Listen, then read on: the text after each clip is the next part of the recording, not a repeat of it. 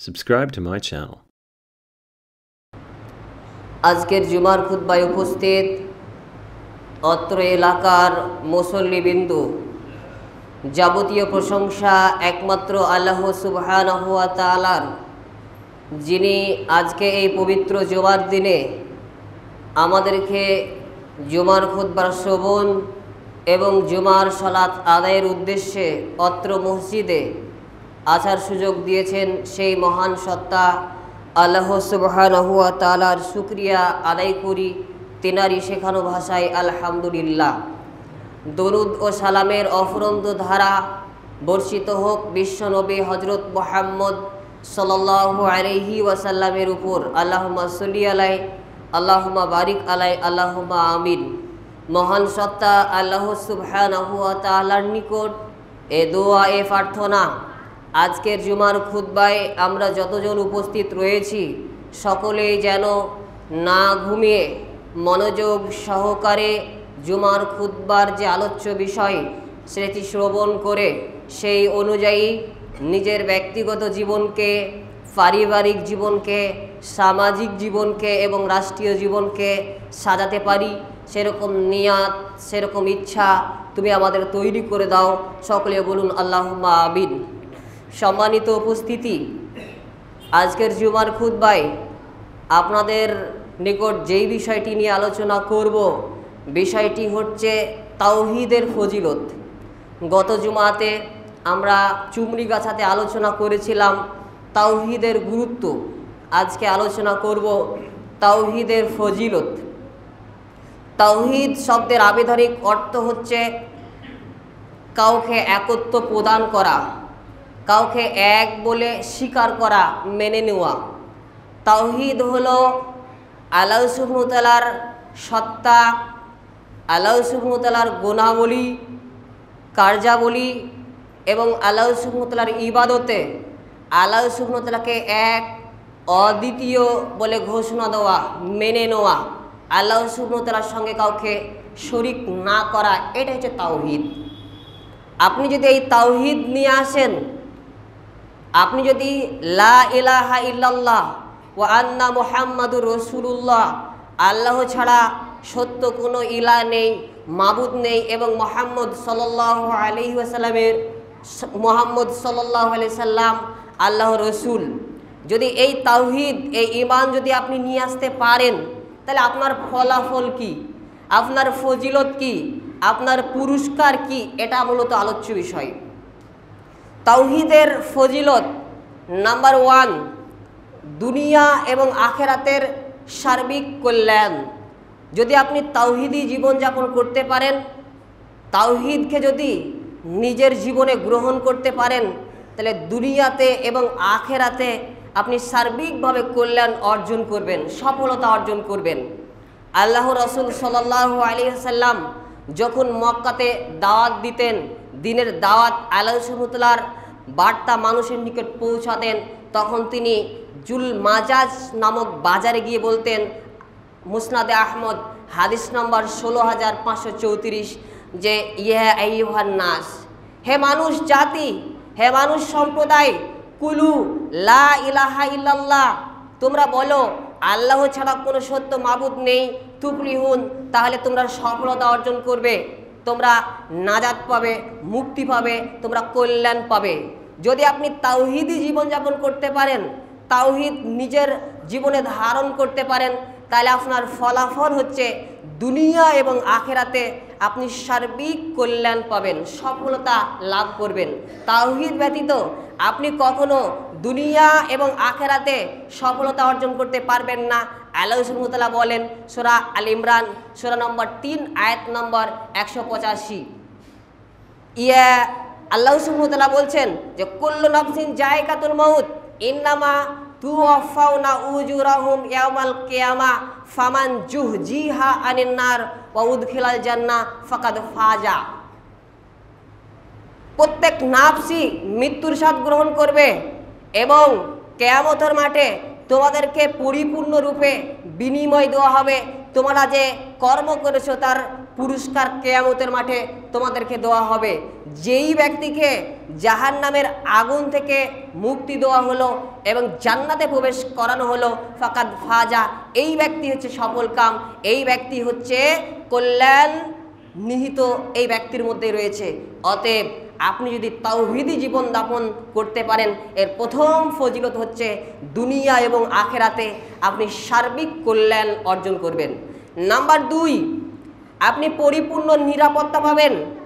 শুধু আখেরাতে নাজাত পাবেন, আখেরাতে নিরাপত্তা পাবেন, কবরে নিরাপত্তা পাবেন, কিয়ামতের মাঠে নিরাপত্তা পাবেন এমনটা নয়, আপনি দুনিয়ার জীবনেও নিরাপত্তা পাবেন, এটা আল্লাহ সুবহানাহু ওয়া তাআলা বলেছেন। তবে দুনিয়ার জীবন হচ্ছে সুখ এবং দুঃখ, এটা দুটো মিলিয়ে হচ্ছে দুনিয়ার জীবন। যারা তাওহীদকে লালন করে, যারা তাওহীদকে গ্রহণ করেছে, তাদের নিকট দুনিয়ার জীবনে যে সমস্যার সম্মুখীন তারা হয়, তাওহীদের মোকাবেলায় এই সমস্যাগুলো তাদের কাছে কিছুই নয়, কারণ তাদের টার্গেট হচ্ছে আখেরাত, দুনিয়া নয়। সেই জন্য তাওহীদের মোকাবেলায় দুনিয়ার যে সমস্যাগুলো রয়েছে, এই সমস্যাগুলো যারা মুমিন তাদের কাছে কোনো গুরুত্ব পায় না।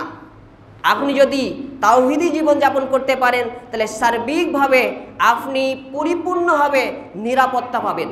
আল্লাহ সুবহানাহু ওয়া তাআলা বলেন সূরা আনাম সূরা নম্বর 6 আয়াত নম্বর 82, আল্লাহ সুবহানাহু ওয়া তাআলা বলছেন, আল্লাযীনা আমানু, যারা ঈমান নিয়ে এসেছে, যারা তাওহীদকে গ্রহণ করে নিয়েছে, যারা আল্লাহকে এক অদ্বিতীয় বলে মেনে নিয়েছে এবং আল্লাহ সুবহানাহু ওয়া তাআলার ইবাদত করেছে, আল্লাযীনা আমানু, যারা ঈমান এনেছে, ওয়ালাম ইয়ালবিসু ঈমানাহুম বিজুলমিন, এবং তাদের এই ঈমানকে জুলুম দ্বারা মিশ্রণ করেনি, উলাইকা লাহুমুল আমনু, তারাই নিরাপত্তা পাবে, তারাই নিরাপত্তা পাবে, ওয়াহুম মুহতাদুন, এবং এরাই হচ্ছে সফলকাম, এরাই হচ্ছে হিদায়াত প্রাপ্ত, এরাই হচ্ছে সঠিক পথ পেয়েছে। এখানে জুলুম দ্বারা আল্লাহ সুবহানাহু ওয়া তাআলা শিরককে বুঝিয়েছেন। যখন এই আয়াতটি অবতীর্ণ হলো, তখন সাহাবীরা এই আয়াতের ভুল ব্যাখ্যা করেছিল বা এই আয়াত তারা ভুল বুঝেছিল। তখন আল্লাহ রাসূল সাল্লাল্লাহু আলাইহি সাল্লাম বললেন, সহিহ বুখারী হাদিস নাম্বার 3360, যখন এই আয়াত সূরা আনাম সূরা নম্বর 6 আয়াত নম্বর 82 অবতীর্ণ হলো, তখন সাহাবীরা আল্লাহ রাসূল সাল্লাল্লাহু আলাইহি সাল্লামকে বলছেন, হে আল্লাহ রাসূল, আমাদের মধ্যে কে রয়েছে যে জুলুম করেনি? প্রত্যেকেই তো আমরা জুলুম করেছি। তখন আল্লাহ রাসূল সাল্লাল্লাহু আলাইহি সাল্লাম বললেন, জুলুম দ্বারা তোমরা যেটা বুঝেছো এটা নয়, জুলুম দ্বারা এখানে আল্লাহ সুবহানাহু ওয়া তাআলা শিরককে বুঝিয়েছেন। তোমরা কি জানো না? আল্লাহ সুবহানাহু ওয়া তাআলা বলেছেন, ইন্নাস শিরকা লা জুলমুন আজিম, সূরা লুকমান সূরা নম্বর 31 আয়াত নম্বর 13, নিশ্চয় শিরক হচ্ছে জুলুম। অতএব আপনি যদি তাওহীদি জীবনযাপন করতে পারেন, তাওহীদকে গ্রহণ করতে পারেন, তাহলে দুনিয়া এবং আখেরাতে আপনি সার্বিকভাবে নিরাপত্তা পাবেন, যে আয়াতটা ইতিপূর্বে আপনাদেরকে বলেছি, যদি আপনারা ঈমানকে নিয়ে আসতে পারেন। নাম্বার 3, যদি আপনারা তাওহীদি জীবনযাপন আমরা গ্রহণ করতে পারি, তাহলে এই তাওহীদ আপনাকে নিশ্চিত জান্নাতে নিয়ে যাবে, একদম নিশ্চিত। হয় প্রথমে অথবা শাস্তি পেয়ে পেয়ে আপনার যে গুনাহ রয়েছে, এই গুনাহ মোচন করানোর পর আপনি শাস্তি ভোগ করে করে জান্নাতে প্রবেশ করবেন। কিন্তু নিশ্চিত যদি আপনার তাওহীদ থাকে, আপনি ঈমান নিয়ে মৃত্যুবরণ করতে পারেন, এই তাওহীদ আপনাকে নিশ্চিত জান্নাতে নিয়ে যাবে। মিসকাত হাদিস নম্বর 26, সহিহ মুসলিম হাদিস নম্বর 94, আল্লাহ রাসূল সাল্লাল্লাহু আলাইহি সাল্লামের নিকট আবু জার রাদিয়াল্লাহু আনহু তিনি গেলেন, গিয়ে দেখছেন যে আল্লাহ রাসূল সাল্লাল্লাহু আলাইহি সাল্লাম শুয়ে আছেন, সাদা পোশাক পরে শুয়ে আছেন। আল্লাহ রাসূল সাল্লাল্লাহু আলাইহি সাল্লামকে কিছু না বলে এই আবু জার রাদিয়াল্লাহু আনহু ফিরে চলে আসলেন। তারপরে আবার গেলেন, গিয়ে দেখছেন আল্লাহ রাসূল সাল্লাল্লাহু আলাইহি সাল্লাম এখন জেগে আছেন। যখনই আবু জার রাদিয়াল্লাহু আনহু আল্লাহ রাসূল সাল্লাল্লাহু আলাইহি সাল্লামের নিকট গিয়েছে, তখন আবু জার রাদিয়াল্লাহু আনহুকে আল্লাহ রাসূল সাল্লাল্লাহু আলাইহি সাল্লাম বললেন, হে আবু জার, যেই ব্যক্তি অন্তর থেকে লা ইলাহা ইল্লাল্লাহ বলবে, আল্লাহ ছাড়া সত্য কোনো মাবুদ নেই এই কথা বলবে, এই ঈমানকে, এই তাওহীদকে গ্রহণ করবে, এই তাওহীদকে মেনে নেবে, সেই ব্যক্তি জান্নাতে প্রবেশ করবে। তখন আবু জার রাদিয়াল্লাহু আনহু চট করে প্রশ্ন করে বসলেন, হ্যাঁ আল্লাহর রাসূল, যদি সে চুরি করে, জেনা করে, তারপরও জান্নাতে যাবে? তখন আবু জার রাদিয়াল্লাহু আনহুকে আল্লাহ রাসূল সাল্লাল্লাহু আলাইহি সাল্লাম বললেন, হ্যাঁ, সে যদি চুরি করে, জেনা, ব্যভিচারের মতো মারাত্মক গুনাহে কাবিরা করে, তারপরেও সে জান্নাতে যাবে যদি সে তাওহীদকে টেকাতে পারে। আপনি বুঝতে পারছেন, জেনা করা মহাপাপ। একজন বিবাহিত নারী এবং পুরুষ যদি জেনা করে ফেলে, তার শাস্তি হচ্ছে মৃত্যুদণ্ড। তারপরেও যদি আপনার ঈমান থাকে, এই ঈমানের বদৌলতে আপনি জান্নাতে প্রবেশ করবেন। আপনার যে জেনার শাস্তি, চুরি করার যে শাস্তি, এই শাস্তি আপনি জাহান্নামে ভোগ করবেন। ভোগ করার পর এই ঈমানের কারণে আপনি জান্নাতে প্রবেশ করবেন। তাওহীদকে যদি আমরা ধারণ করি, তাহলে এই তাওহীদ আমাদেরকে নিশ্চিত জান্নাতে নিয়ে যাবে।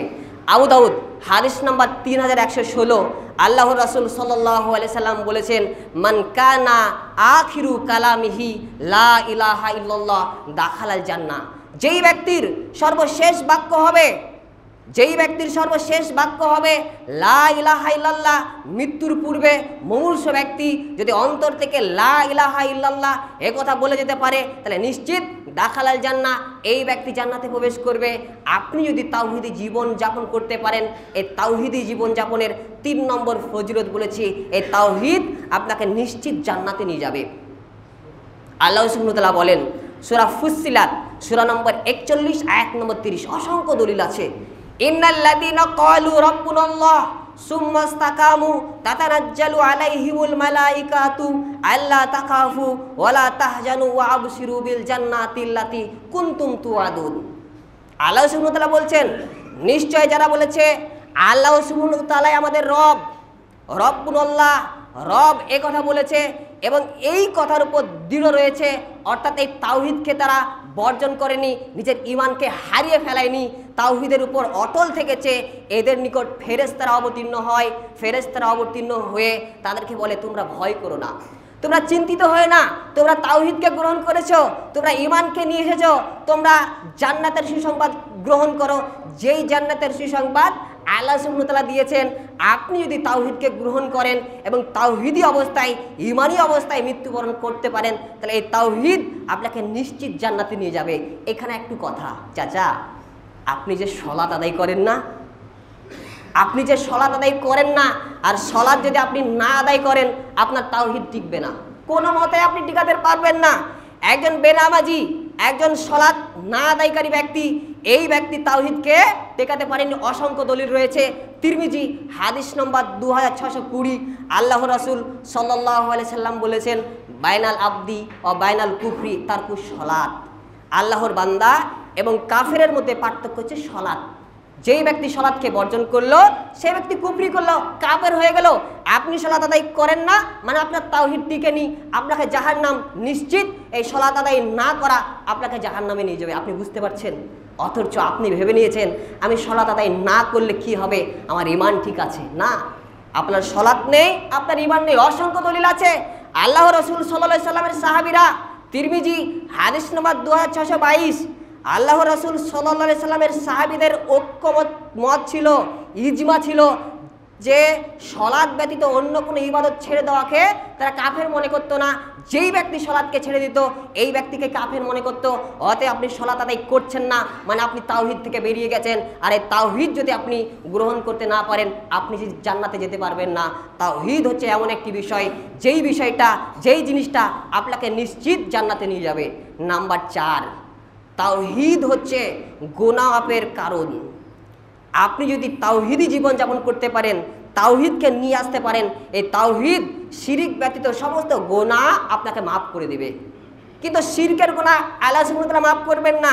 একমাত্র শিরিক ব্যতীত তাওহীদকে নিয়ে যদি আপনি মৃত্যুবরণ করেন, তাহলে পরে এই শিরিক ব্যতীত যাবতীয় গুনাহ আল্লাহ সুবহানাহু ওয়া তাআলা ক্ষমা করে দেবেন, কিন্তু শিরকের গুনাহ ক্ষমা করবেন না।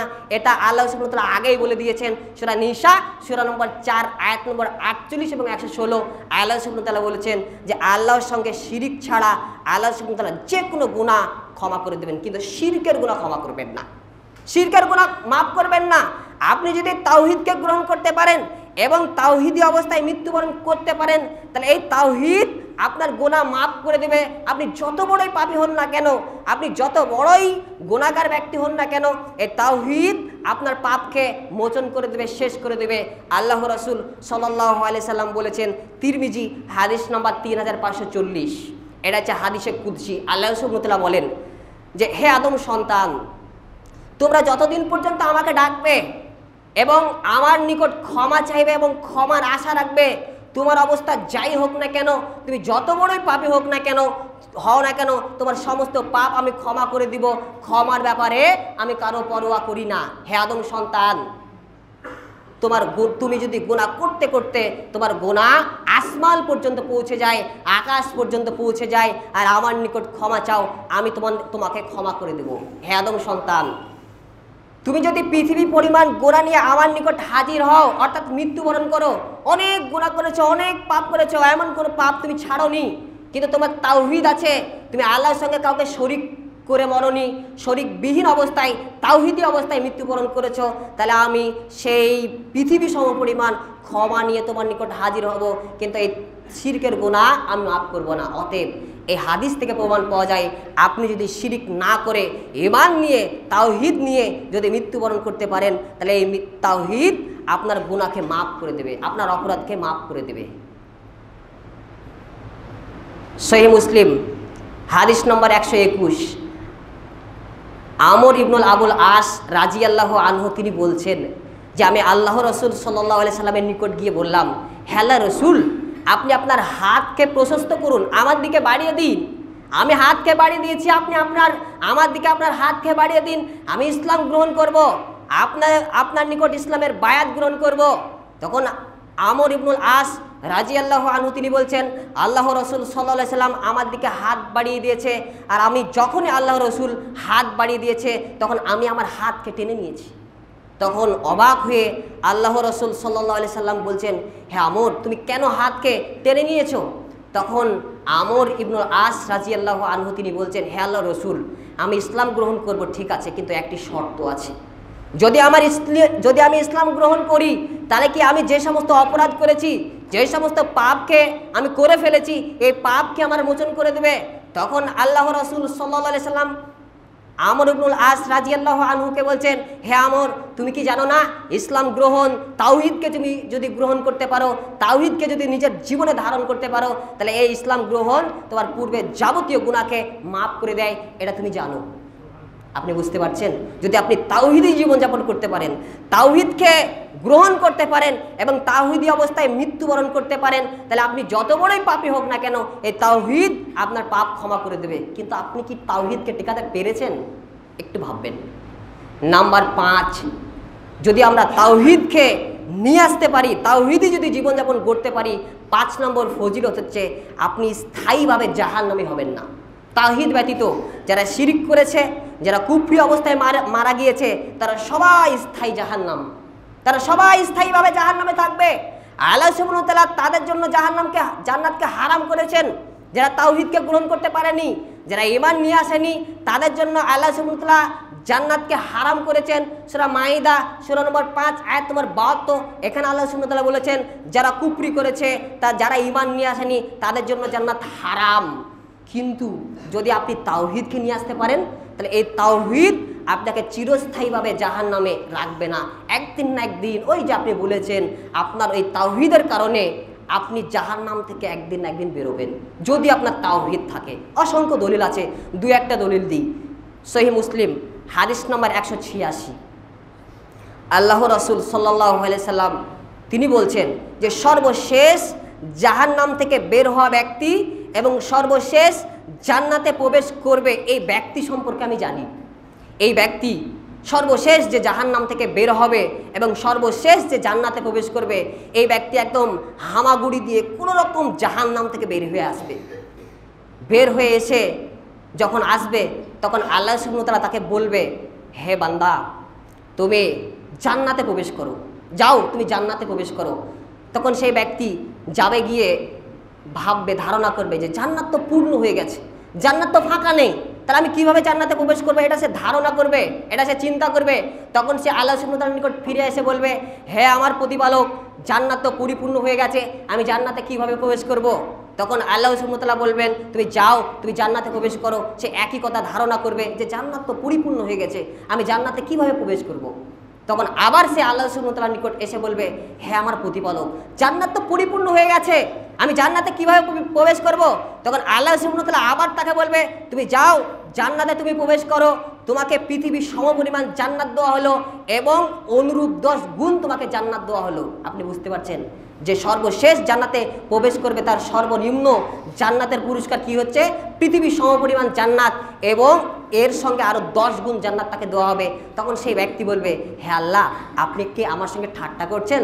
তখন আল্লাহ সুবহানাহু ওয়া তাআলা বলবেন, না, আপনি বুঝতে পারছেন এই যে ব্যক্তি জাহান্নাম থেকে বের কেন হয়েছে বলেন তো? তাওহীদের কারণে। এর তাওহীদ ছিল, সেই কারণে সে জাহান্নাম থেকে বের হয়ে সর্বশেষ এই ব্যক্তি কিন্তু জান্নাতে প্রবেশ করবে। আরও একটা দলিল দিই, তাহলে আপনার আরও বিষয়টি স্পষ্ট হবে। সোহেল বুখারী হাদিস নম্বর 22, আল্লাহ রাসূল সাল্লাল্লাহু আলাইহি সাল্লাম বলছেন যে জান্নাতীরা জান্নাতে প্রবেশ করেছে আর জাহান্নামীরা জাহান্নামে প্রবেশ করেছে।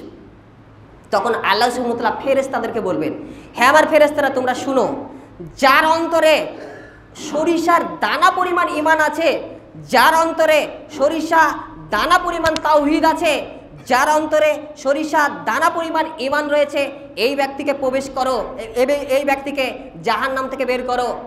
তখন ফেরেশতারা এই ব্যক্তিকে জাহান্নাম থেকে বের করবে। বের করার পর তার অবস্থা হবে একদম করুণ অবস্থা, জাহান্নামে পুড়ে পুড়ে একদম কালো পিচ হয়ে গেছে, তাকে বোঝা যায় না, একদম তার আকৃতি বোঝা যায় না, একদম কালো পিচ হয়ে গেছে। তখন আল্লাহ সুবহানাহু ওয়া তাআলা ফেরেশতাদেরকে নির্দেশ দেবে যে তাকে হায়াত নামক নদীতে তাকে গোসল করাবে। গোসল করিয়ে তার পূর্বের অবস্থায় তার চেহারাকে ফিরিয়ে এনে তাকে জান্নাতে প্রবেশ করাবে। কেন বলেন তো? একে জাহান্নাম থেকে কেন বের করলেন? এই যে ঈমান, এই যে তাওহীদ। যদি আপনার অন্তরে তাওহীদ সামান্য পরিমাণ, সরিষার দানা পরিমাণ তাওহীদ থাকে, ঈমান থাকে, তাহলে এই ঈমান আপনাকে স্থায়ীভাবে জাহান্নামে টিকিয়ে রাখতে পারবে না।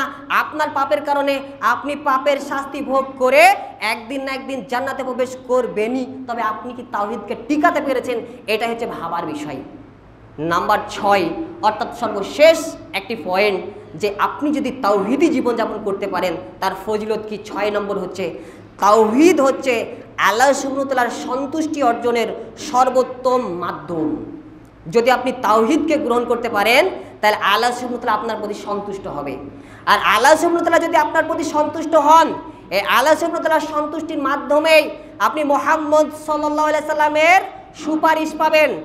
আর সুপারিশ ওই ব্যক্তিই পাবে, শাফাআত ওই ব্যক্তিই পাবে যেই ব্যক্তির মধ্যে কমপক্ষে তাওহীদ থাকবে। তাওহীদ ব্যতীত অন্য কোনো ব্যক্তি আল্লাহ রাসূল সাল্লাল্লাহু আলাইহি সাল্লামের সুপারিশ পাবে না। আপনি কি তাওহীদি জীবনযাপন করতে পেরেছেন? আর আপনি যদি পেরে থাকেন, আপনার অন্তরে যদি তাওহীদ থাকে, তাহলে আপনি আল্লাহ রাসূলের শাফাআত পাবেন, সুপারিশ পাবেন, আর নচেত কিন্তু পাবেন না। সেই জন্য তাওহীদি জীবনযাপন হচ্ছে আল্লাহর সুবহানাহু ওয়া তাআলার সন্তুষ্টির সর্বোত্তম মাধ্যম। আল্লাহ রাসূল সাল্লাল্লাহু আলাইহি সাল্লাম বলেছেন, তিরমিজি হাদিস নম্বর 2441, যে একজন ব্যক্তি আল্লাহ সুবহানাহু ওয়া তাআলার পক্ষ থেকে আমার নিকট আগমন করলো, মানে ফেরেশতা, আল্লাহ সুবহানাহু ওয়া তাআলার পক্ষ থেকে একজন ফেরেশতা আমার নিকট আগমন করলো। আগমন করার পর আমাকে 2টি প্রস্তাব দিল এবং এই 2টি প্রস্তাবের একটি প্রস্তাবকে গ্রহণ করার স্বাধীনতা দিলেন, যে এই 2টি প্রস্তাব আমি আল্লাহ সুবহানাহু ওয়া তাআলার পক্ষ থেকে নিয়ে এসেছি, আপনি এই দুইটি প্রস্তাবের যে কোনো একটি প্রস্তাব গ্রহণ করেন। 2টি কিন্তু গ্রহণ করতে পারবেন না, একটি। প্রথম প্রস্তাব হচ্ছে যে আমার উম্মতের অর্ধেক সংখ্যক মানুষ জান্নাতে প্রবেশ করাবে, এটা একটা প্রস্তাব। 2 নম্বর প্রস্তাব হচ্ছে আমাকে শাফাআত করার অনুমতি।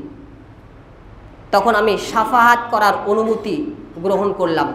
আর এই শাফাআত তারাই পাবে যেই ব্যক্তি তাওহীদ নিয়ে মৃত্যুবরণ করতে পেরেছে, আল্লাহর সঙ্গে শরীক না করে ঈমানি অবস্থায় মৃত্যুবরণ করতে পেরেছে, সেই ব্যক্তি আমার এই সুপারিশ পাবে, আমার এই শাফাআত পাবে।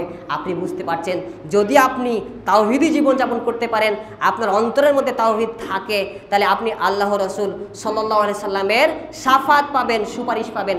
আর একটা হাদিস, আল্লাহ রাসূল সাল্লাল্লাহু আলাইহি সাল্লাম বলেছেন, তিরমিজি হাদিস নম্বর 3402, যে প্রত্যেক নবীরই দোয়া রয়েছে, প্রত্যেক নবীর জন্য একটি দোয়া নির্দিষ্ট ছিল, খাস ছিল।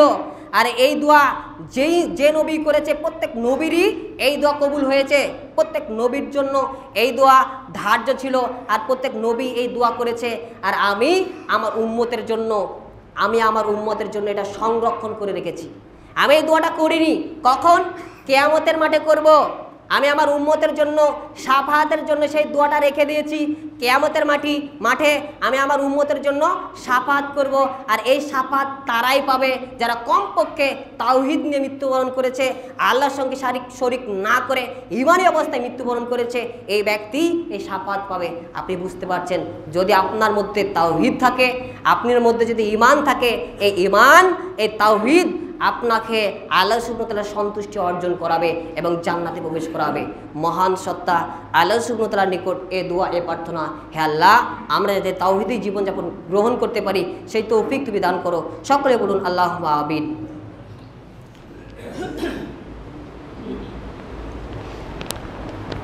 আলহামদুলিল্লাহি ওয়াহদা ওয়াসসালাতু ওয়াসসালামু আলা মান লা নাবিয়্যা বা'দা, আম্মা বা'দ। আরও একবার যে আলোচনাটা করলাম একটু পয়েন্টগুলো বলে দিই, তাহলে আপনাদের মাথায় এটা থাকবে, একদম মুখস্থ করে নেবেন। আলোচনা মুখস্থ করতে হবে। আমি যেগুলো বলেছি শুধুমাত্র অন্তত পয়েন্টগুলো মুখস্থ করবেন। আজকের আমাদের আলোচ্য বিষয় হচ্ছে তাওহীদের ফজিলত। ফজিলত সম্পর্কে আমরা ভূমিকা স্বরূপ কিছু বলেছি, তাওহীদটা কি, তারপরে ফজিলত বলেছি 6টি। নাম্বার 1, আপনি যদি তাওহীদকে গ্রহণ করতে পারেন, এর পুরস্কার হচ্ছে, ফলাফল হচ্ছে, ফজিলত হচ্ছে আপনি দুনিয়া এবং আখেরাতে সার্বিক কল্যাণ লাভ করতে পারবেন। নাম্বার 2, আপনি পরিপূর্ণরূপে দুনিয়া এবং আখেরাতে পরিপূর্ণরূপে নিরাপত্তা পাবেন, আপনার কোনো টেনশন থাকবে না। নাম্বার 3, আপনি যদি তাওহীদকে গ্রহণ করতে পারেন তাহলে এই তাওহীদ নিশ্চিত আপনাকে জান্নাতে নিয়ে যাবে। নাম্বার 4, যদি আপনি তাওহীদকে গ্রহণ করতে পারেন তাহলে এই তাওহীদ, আপনি যত বড়ই পাপী হন না কেন, আপনার সমস্ত পাপকে এই তাওহীদ মাফ করে দেবে, ক্ষমা করে দেবে। নাম্বার 5, যদি আপনি তাওহীদকে গ্রহণ করতে পারেন তাহলে আপনি তাওহীদের কারণে স্থায়ী জাহান্নামে যাবেন না। আপনি জাহান্নামে গেলেও অস্থায়ীভাবে যাবেন, এই তাওহীদের বদৌলতে আপনি জাহান্নাম থেকে মুক্তি পাবেন এবং জান্নাতে প্রবেশ করবেন। নাম্বার 6, তাওহীদ হচ্ছে আল্লাহ সুবহানাহু ওয়া তাআলার সন্তুষ্টির সর্বোত্তম মাধ্যম এবং এই আল্লাহ সুবহানাহু ওয়া তাআলার সন্তুষ্টির মাধ্যমে আপনি আল্লাহর রাসূল সাল্লাল্লাহু আলাইহি সাল্লামের সুপারিশ পাবেন, শাফাআত পাবেন। অতএব এই তাওহীদি জীবনযাপন করা আমাদের জন্য অত্যন্ত গুরুত্বপূর্ণ, অত্যন্ত জরুরি। সেই জন্য আমাদেরকে জানতে হবে তাওহীদ কিসে নষ্ট হয়ে যায়, ঈমান কিভাবে ভঙ্গ হয়ে যায়, এই বিষয়গুলো জানতে হবে। নচেত কিন্তু আপনি তাওহীদবিহীন অবস্থায় মারা গেলে আপনি কখনো কোনোভাবেই জান্নাত পাবেন না। অতএব আল্লাহ যেন আমাদেরকে তাওহীদ সম্পর্কে সচেতন থাকার তৌফিক দান করে এবং তাওহীদ সম্পর্কে পরিপূর্ণ জ্ঞান অর্জন করার তৌফিক দান করে। সকলে বলুন আল্লাহুম্মা আমিন। হে আল্লাহ, আমরা মানুষ কম বেশি ত্রুটি বিচ্যুতি ভুল ভ্রান্তি করেই ফেলি, তুমি আমাদেরকে ক্ষমা করো এবং তাওহীদি জীবনযাপন গ্রহণ করার তৌফিক তুমি দান করো। হে আল্লাহ, আমাদের মধ্যে যারা অসুস্থ আছে তাদেরকে শিফা দান করো। আমাদের মধ্য থেকে যারা ঈমানী অবস্থায় বিদায় নিয়েছে তাদের কবরের শাস্তিকে মাফ করো। আল্লাহুম্মা সাল্লি আলা মুহাম্মাদি ওয়া আলা আলি মুহাম্মাদ কামা সাল্লাইতা আলা ইব্রাহিম ওয়া আলা আলি ইব্রাহিম ইন্নাকা হামিদুম মাজিদ। আল্লাহুম্মা বারিক আলা মুহাম্মাদি ওয়া আলা আলি মুহাম্মাদ কামা বারাকতা আলা ইব্রাহিম ওয়া আলা আলি ইব্রাহিম ইন্নাকা হামিদুম মাজিদ। সুবহানা রাব্বিকা রাব্বিল ইজ্জাতি আম্মা ইয়াসিফুন ওয়া সালামুন আলাল মুরসালিন ওয়াল হামদুলিল্লাহি রাব্বিল আলামিন। এই ভাই মনে হয় ওযু করেনি।